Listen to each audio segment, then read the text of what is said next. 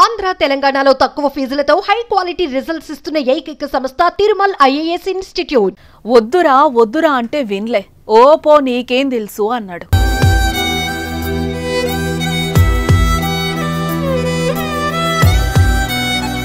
మీకు చదువు రాదు, తెలివి లేదని అమ్మా నాయన మాటల్ని లెక్కనే చేయలేదు. ఇప్పుడేమైంది?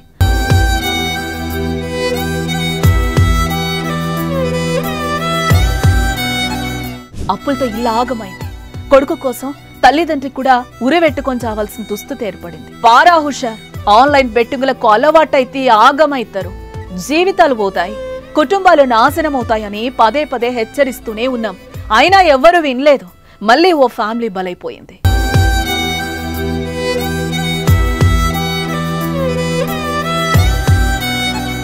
స్మార్ట్ ఫోనే నేటి యువత పాలిట శాపమైంది. లేనిపోని పాపాలు చేయిస్తోంది. నిజామాబాద్ జిల్లా ఎడవెల్లి మండలం వడ్డేపల్లిలో అదే జరిగింది. రంగనవేని సురేష్, హేమలతల కొడుకు 22 ఏళ్ల హరీష్ ఆన్లైన్ బెట్టింగులకు అలవాటయ్యాడు. అప్పటికే అప్పు చేసి కిరాణా కొట్టు నడిపిస్తూ బతుకును లాగుతున్నాడు తండ్రి నరేష్. తండ్రి తెలియకుండా కొడుకు మరో 30 లక్షలు అప్పు చేశాడు. ఎందుకు చేశావురా ఇంత అప్పు అని కొడుకుని అడిగితే చేతిలో ఉన్న సెల్ ఫోన్ చూపించాడు. అందులో ఆడుతున్న ఆన్లైన్ గేముల కథ చెప్పాడు. తట్టుకోలేకపోయారా తల్లిదండ్రి. మందలిద్దామంటే కొడుకు చిన్నపిల్లగాడు కాదు. బుద్ధి చెబుదామంటే అప్పు తీరే పరిస్థితి లేదు. ఏం చేయాలో తోచలేదు ఆ ముసలి జంటకు.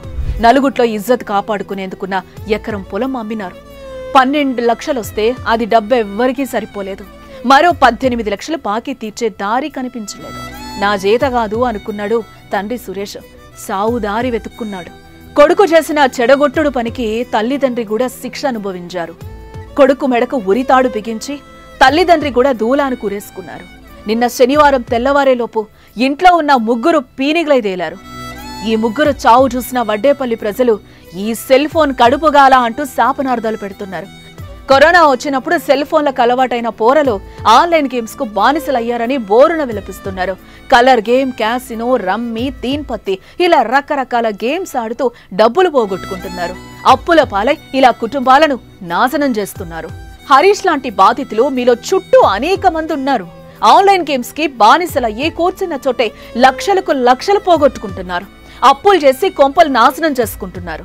ఇలా మన తెలుగు రాష్ట్రాల్లో రోజున కనీసం 5-6 మంది ఆన్లైన్ గేములకు అలవాటై అప్పులు చేసి ఆత్మహత్యలకు పాల్పడుతున్నారు. ఒక్కసారి రిక్వెస్ట్ చేస్తున్నాం, మీ పిల్లలు స్మార్ట్ ఫోన్ తో ఏం చేస్తున్నారో ఓసారి చెక్ చేసుకోండి. మీ బంధువుల్లో హరీష్ లాగా అప్పులు చేసి భయపడుతున్న వారిని కనిపెట్టండి. ముందు వారికి ధైర్యం చెప్పి ప్రాణాలు కాపాడండి. లేదంటే అన్యాయంగా ప్రాణాలు తీసుకుంటారు.